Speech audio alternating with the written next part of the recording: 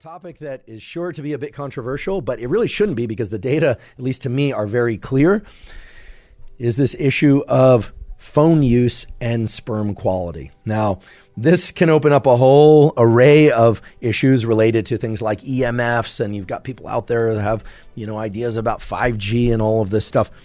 That is not what this discussion is about. The discussion I'm about to have with you relates to the fact that the electromagnetic fields and the heat-related effects of smartphones can indeed have a detrimental effect on sperm quality and, yes, indeed, on testosterone levels as well. I'm going to refer you to a paper. We will link it in the show note captions. The title of this paper is Effects of Mobile Phone Usage on Sperm Quality. No time-dependent relationship on usage, a systematic review and updated meta-analysis. This is a paper that came out in 2021 and talks about the fact that phones emit a radio frequency electromagnetic waves, which are called RF, radio frequency, EMWs, electromagnetic waves, at a low level between 80 and 2200 megahertz that can be absorbed by the human body. We know this, okay, this is not controversial, and have potential adverse effects on brain, heart, endocrine system, and reproductive function. That has been established.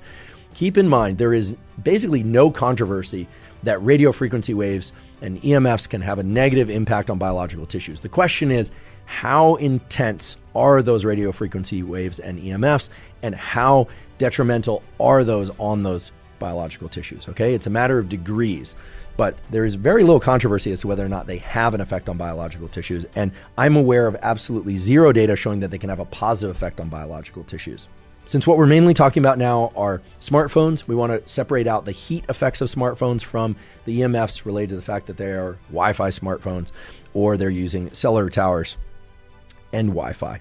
One or the other, or a combination. Okay, so there are a number of different things in the phone that could be detrimental. We need to separate those out. Why? Well, because you might have heard that carrying your phone in your pocket can reduce your testosterone levels and sperm count. And guess what? That is true.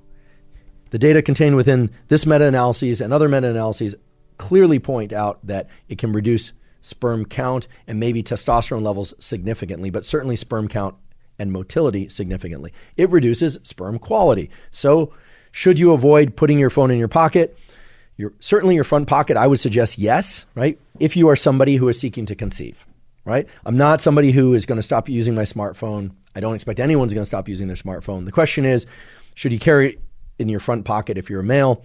I think to be on the safe side, the answer is probably avoid doing that too much of the time. Ideally, don't do it at all. Then people will say, well, what if I turn off the Wi-Fi or I turn off the cellular access?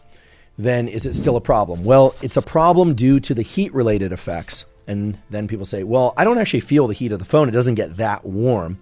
But the temperature effects of the phone, it turns out, are enough, even under conditions in which people don't report it to be uncomfortably warm, that it can change the temperature milieu of the testicle in ways that can diminish sperm quality. How much and how that relates to fertility and healthy pregnancy, not clear. But since we're talking about things to avoid if your goal is to have a healthy fertilization and pregnancy, well then by all means, just don't carry it in your front pocket. Then people say, well, what about back pocket or what about backpack? Look, it's very clear that avoiding being too close to the phone is probably better for your sperm quality than putting the phone very close to your testicles or anywhere else on your body. But it's also the reality that most people are going to carry a phone nowadays. All right, it's just the reality. I think the current estimates, and it's discussed in this paper, that 90% of the human population has a smartphone. 90%, which is incredible. The adult population, of course. Although a lot of kids have them as well. So this paper goes on to detail a number of different studies and outcomes from studies. But basically what they find, and here I'm paraphrasing, is that the data indicate that sperm quality declines when people start using a mobile phone. So from the point they start using a mobile phone, regardless of the usage time, this is important. It used to be thought that it was 4 hours a day or more of holding your phone or having that phone close to your body was going to diminish sperm quality. It turns out that it's not related to usage time. That's even the title of the paper. It's just the fact that people are using mobile phones is reducing sperm count and quality. That's the reality. Is it entirely responsible for all the reductions in sperm quality and maybe even the reductions in testosterone levels that we're observing from decade to decade going forward? I doubt that's the case. Is it likely to be one of the major players? I've got my bet on the fact that it is based on the data that I've observed. And so if any of you would like to peruse the data in this meta-analysis, they're quite good. This study looked at 18 studies that include 4,280 samples. They were able to separate out the radio frequency versus the heat effects, and they were able to eliminate this time of usage variable that previously we thought if you were exposed to a lot of cell phone contact, that it was far worse than if you were exposed to a little bit. Turns out if you're exposed to any at all, you're going to diminish sperm quality. What does that mean?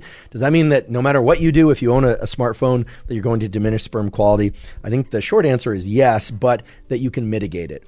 What might you do? Well, keeping your phone away from your groin or as far from your groin as possible if you're a male who's wishing to conceive, and maybe even a male who's wishing to maximize his testosterone levels, because it does appear that radio frequency waves and the heat from the phone, so both of those factors independently and together, of course, can disrupt the Leydig cells of the testes and the production of testosterone, and intratesticular testosterone is important for sperm production.